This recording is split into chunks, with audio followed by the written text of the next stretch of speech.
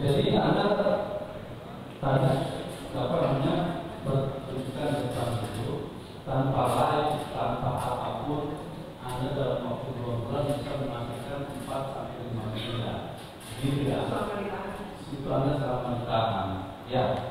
Nah, di sini kalau terkait dengan berarti bisa dihitung terkait dengan penghasilan Anda dalam kurun waktu kurang lebih 10 bulan itu bisa sampai 20 miliar ya.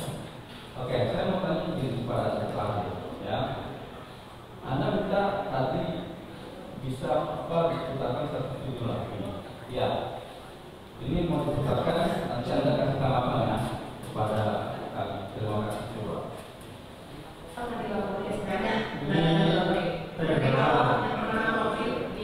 Tadi cuma begini.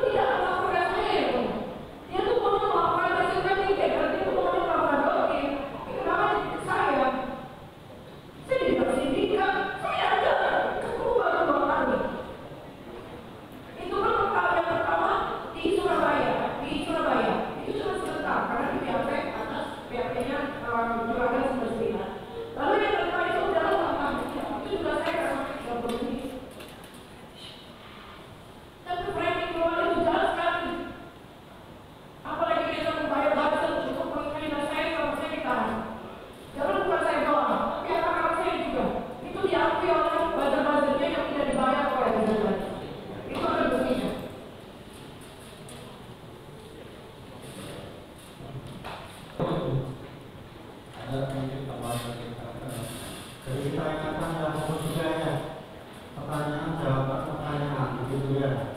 Jangan di tengah-tengah pertanyaan dan jawaban disimpulkan.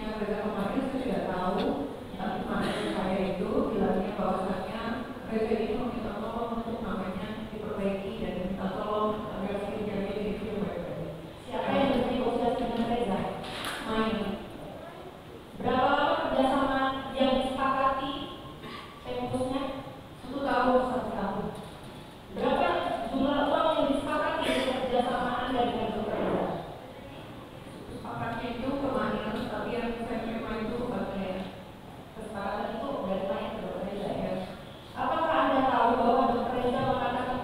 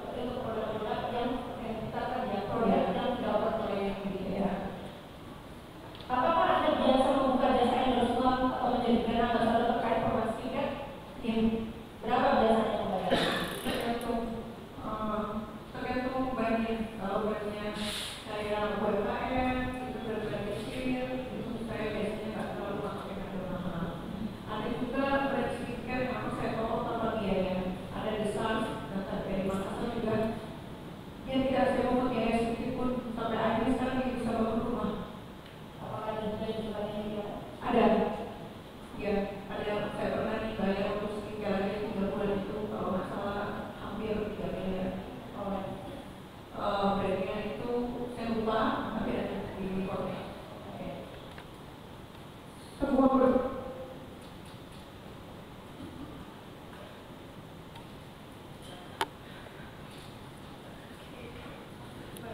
adik saya semua sendiri sudah selesai itu.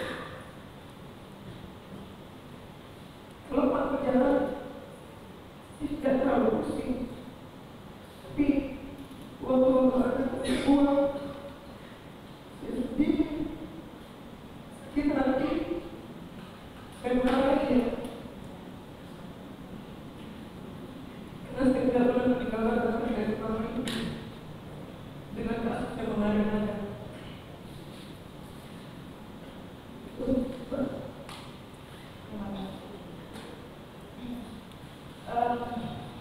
Sebagai seorang saya kurang lebih 25 tahun yang sudah ini ada 3 fiber. Sekarang udah tanya,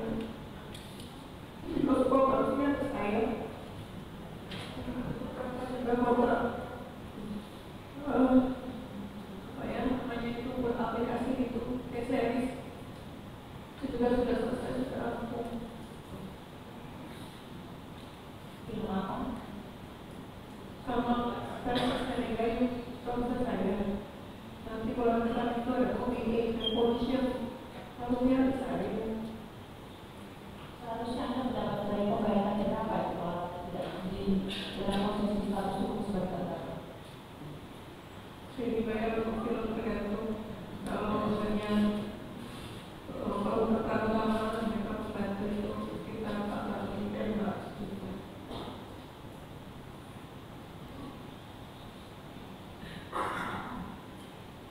Selain dari kontrak-kontrak pekerjaan tersebut, dari mana penghasilan Anda setiap harinya? Saya punya Miami, restoran Miami dan bakso. Saya punya tingkat dan produk kecantikan lainnya yang memang sampai sekarang alhamdulillah walaupun saya ditahan ada pemasukan untuk membiayai keluarga saya, anak-anak saya, dan banyak karyawan. Saya juga punya properti di Bali, sewa villa.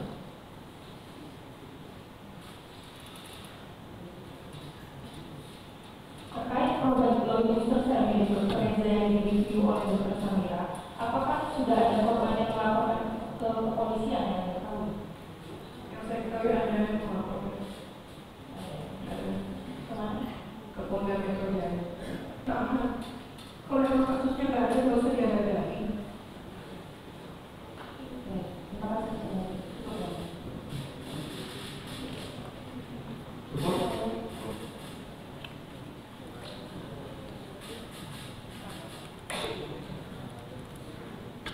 Jadi pertanyaan dari penuntut umum, penasihat hukum dan panjang legal juga ya. Pertanyaan saya kepada terdakwa adalah bahwa terdakwa sudah mendengar keterangan saksi, ya, saksi sudah mendengar keterangan terdakwa ahli juga, dan saudara juga sudah memberikan keterangannya. Dari apa yang saudara dapatkan atau fakta-fakta persidangan ini, apa perasaan saudara terhadap perkara ini? Jangan yang mulia. Ya. Perasaan saya harus pikir kenapa saya bisa ditahan dan jadi terdakwa dengan tuduhan kekerasan, apalagi di dalam pasal TPPU. Dan saya tidak pernah menyembunyikan kepada siapapun. Saya menerima uang itu betul-betul untuk pekerjaan. Dari dulu saya tidak pernah merasa orang kalau maksud saya melakukan hal seperti itu, nama hanya bisa gratis yang melakukan saya. Dari semua sigar-sigar yang saya posting yang berbahaya, bermerkuri dan hidrokinos, tidak ada dipungut biaya untuk upaya saya.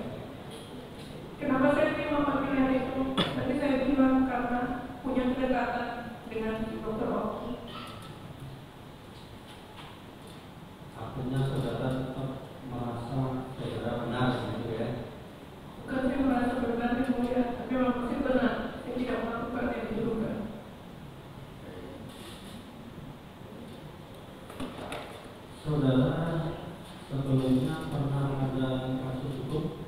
Pernah, tapi selalu kasusnya pertama itu KDRT sama suami. Pernah ada sampai di jalur pidana? Pidana itu di 2015 saja ya. Tentang pasal apa? Berantem sama orang, saya gebukin muka orang, pojok ya. Apa? Mukulin orang. Cuma itu aja. Itu saja. Tapi keluarga sudah ditanyakan, proses hukumnya tentang anak. Ada lagi yang saudara mau sampaikan yang ini tidak sepakat? Yang mau saya sampaikan, terima kasih waktunya mulia. Yang mau saya sampaikan, saya berpikir awalnya hukum di Indonesia itu betul-betul ada adil-adilnya. Saya pikir, dan saya baru pertama kali dihadapkan oleh para jaksa penuntut umum yang seperti ini, terlihat dari awal sampai akhir keberpihakan yang terlihat sekali. Saya juga baru dapat sidang yang sepertinya menurut saya sidangnya sudah diatur sedemikian rupa gitu. Karena proses yang saya alami itu tidak normal yang saya dari awal laporan di cyber itu tidak ada klarifikasi biasa, tidak ada lidik, tidak ada sidik.